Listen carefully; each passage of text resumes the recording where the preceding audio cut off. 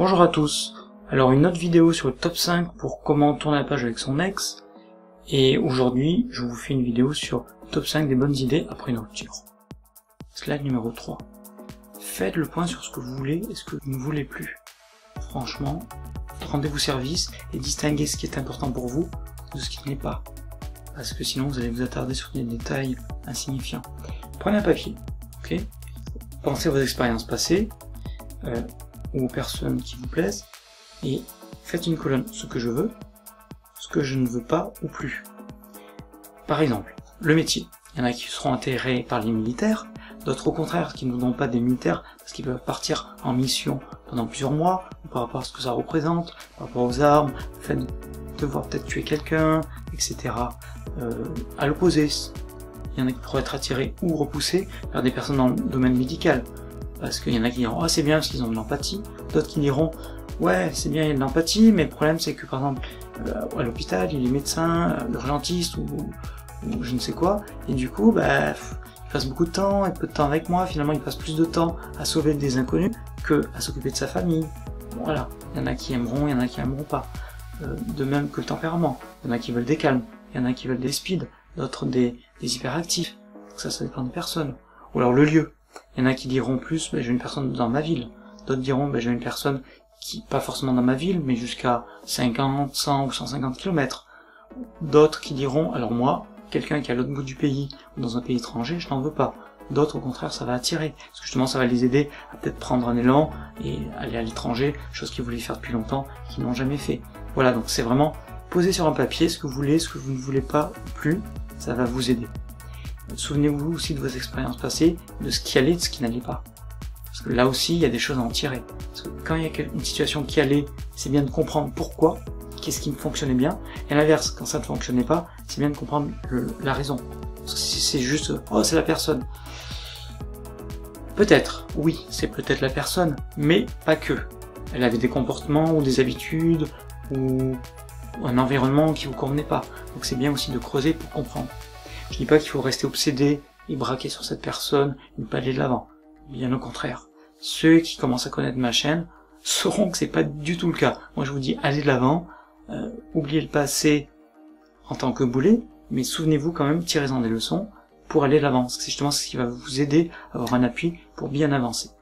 Donc voilà, faites attention à cela. Ensuite aussi, soyez honnête, ça je vous l'ai dit, je vous le redis, soyez honnête avec vous sur ce qui est important comme critère et ce qui est insignifiant, ce qui est vraiment du détail.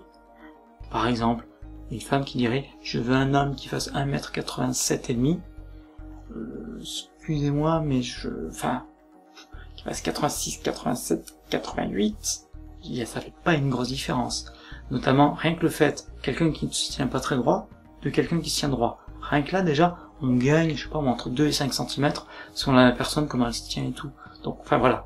C'est pas ce qu'il y a de primordial. Après, si c'est une femme qui est grande, qui veut aussi un homme grand, parce qu'elle veut pas d'un homme plus petit, ok, un peu comme ce qu'on voyait entre Tom Cruise et Nicole Kidman, elle qui est plus grande que Tom Cruise, enfin bref, ou à l'inverse, un homme qui est petit, qui ne veut pas d'une femme plus grande que lui, ou un petit qui veut un grand, bon, il y a des souhaits, mais comment dire, ne soyez pas extrêmement précis sur la taille, ou si, c'est justement ce que je vous dis, identifiez ce qui est important pour vous, ce qui a de l'importance, de ce qui est insignifiant. Parce que si vous vous focalisez sur ce qui est insignifiant, vous allez rater des opportunités, peut-être vous allez rater une ou plusieurs personnes qui vous correspondraient à merveille, juste parce que vous êtes là sur le petit détail, le demi-centimètre qui manque, alors que vous voyez pas à côté tout ce qui est important et que la personne a. Voilà. J'espère que vous avez compris le message. Alors, deuxième conseil que je vous suggère, c'est faites du sport. Parce que déjà, le sport, ça aide, il y a des hormones qui aident à se sentir bien, qui sont sécrétées et tout, donc ça, c'est bien, ça aide. Ensuite, aussi, ça vous aide à vous occuper, à combler le vide. Je dis pas qu'il faut uniquement combler le vide qui s'instaure, qui apparaît d'un seul coup, avec du sport. C'est comme les gens qui s'arrêtent de fumer et qui compensent par la nourriture et qui mangent beaucoup. Non, ne rentrez pas dans un excès. C'est un des éléments, mais pas le seul. Faites aussi d'autres choses à côté, pas que du sport. Mais le sport a plein de choses bénéfiques, psychologiquement, physiquement, et socialement parlant. Ensuite aussi, socialement parlant, comme je viens de le dire, ça permet de rencontrer du monde. Parce que forcément, si vous allez faire un sport collectif, il va y avoir du monde. Si vous allez dans un club de sport, il va y avoir du monde. En salle de sport aussi, ça vous permet de plus vous socialiser, voir du monde, rencontrer de nouvelles têtes, etc. Après, même si c'est une personne qui fait du footing, forcément là vous allez faire du footing, vous allez sûrement croiser d'autres personnes, peut-être de manière régulière, ou de la première fois vous allez discuter un peu avec. Voilà. Quand je dis rencontrer du monde, c'est pas forcément rencontrer du monde pour sortir avec. J'ai juste rencontré du monde pour rencontrer du monde. Voilà. Après, bien sûr, si vous faites du sport enfermé chez vous, là vous n'allez pas rencontrer grand monde. Sauf bien sûr si vous allez acheter du matériel, bon là peut-être, mais c'est pas bon, peut-être, mais c'est pas là où vous allez voir le plus de monde et de manière régulière, etc. Moins que vous soyez accro au shopping dans les magasins de sport, mais bon, ça c'est une autre histoire. Ensuite aussi, vous serez physiquement plus en forme. Ça va vous aider, parce que comme ça vous serez plus en forme, déjà dans la tête ça aide, physiquement peut-être un peu plus, et vous aurez plus de souffle, vous serez moins fatigué, etc. Après je dis pas que les hommes doivent être bodybuildés et les femmes faire un 34 ou un 32 ou je sais pas quelle taille de pantalon, non, ça c'est pas d'importance. Après je dirais il n'y a pas beaucoup de monde non plus, si on prend l'opposé, qui disent « Ah moi je veux pas d'une personne qui est en forme physiquement, ah non barque, ça me dégoûte ». Après, bon, il y a quelques personnes qui peuvent très bien chercher si elles sont bien portantes physiquement, peut-être d'autres personnes qui sont bien portantes physiquement, pour ne pas les faire culpabiliser, parce qu'elles ne s'acceptent, soit elles ne s'acceptent pas comme elles sont, soit elles n'ont pas la force de faire des efforts pour peut-être perdre un petit peu de poids si elles veulent. Après, je dis pas, enfin, il faut s'accepter tel que l'on est. Après, il faut pas hésiter aussi un peu à se changer si ça nous aide, mais bon, voilà, je ne condamne ni l'un ni l'autre.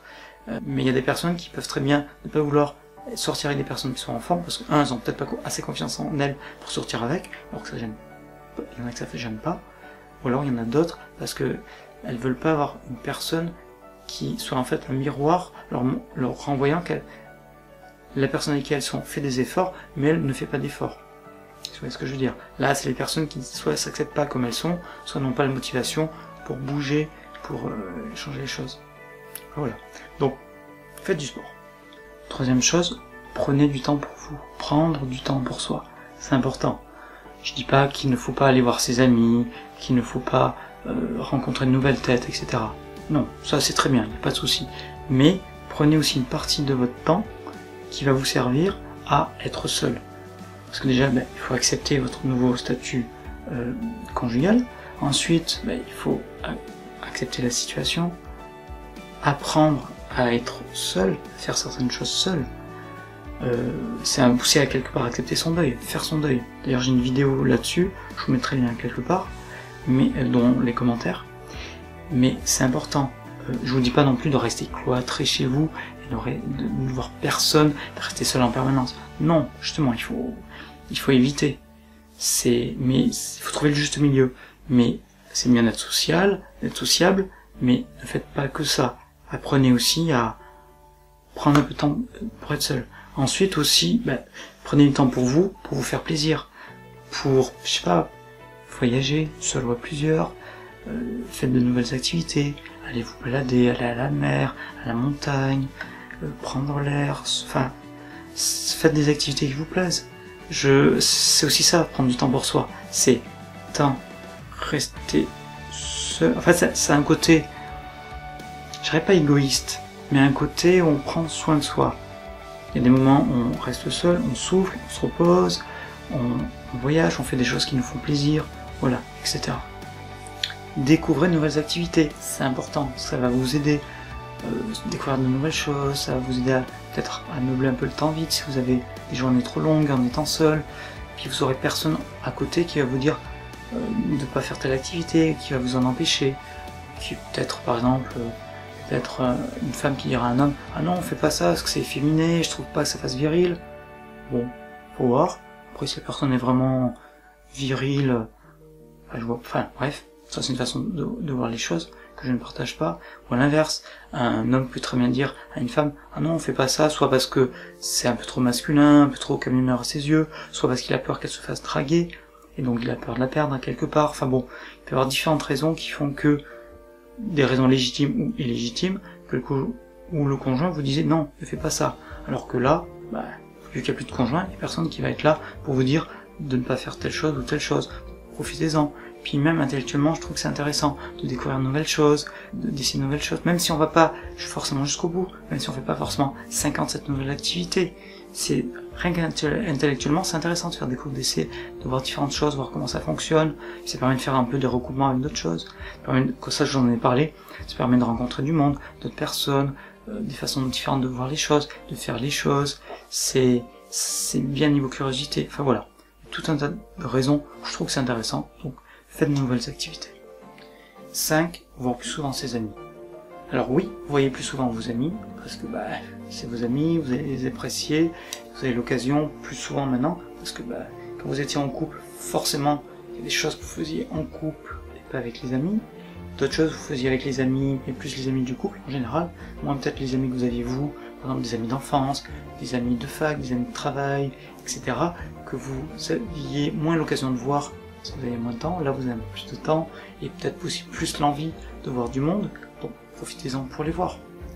Après aussi, ça peut être l'occasion de faire des activités que vous vouliez tous faire ensemble, que vous n'aviez pas vraiment pris l'occasion de faire. Donc, je sais pas, par exemple, ça peut être du canoë-kayak, du rafting, une sortie, une balade, une visite, aller à la plage, une randonnée, enfin, il y a plein d'activités, une sortie au musée. Il y a plein de choses que vous pouvez faire ensemble, je sais pas qu'est-ce que vous aimez bien faire avec vos amis, mais ça c'est des exemples. Donc justement, profitez-en. En plus, quand vous sortez d'une rupture, ils seront plus ouverts à venir vous aider, à passer du temps avec vous par rapport à ça, que en temps normal. Profitez-en. Mais n'en abusez pas non plus. Parce que si vous allez en abuser, ça va pas durer longtemps. Enfin, je le souhaite. Si vos amis sont bien, ils vont l'accepter, mais ce que j'entends vraiment bien, c'est qu'ils sont bien équilibrés, et à un moment ils vont vous faire comprendre que peut-être falloir lever le pied. Justement, par rapport à ça, vous pouvez voir vos amis plus souvent, mais trouvez le juste milieu. Ne soyez pas chez eux tous les soirs, surtout s'ils sont en couple, qui veulent être un peu intimes, etc. Vous les voyez plus souvent, mais trouvez le juste milieu. Il n'y a pas de fréquence donnée, il faut voir, il faut jauger.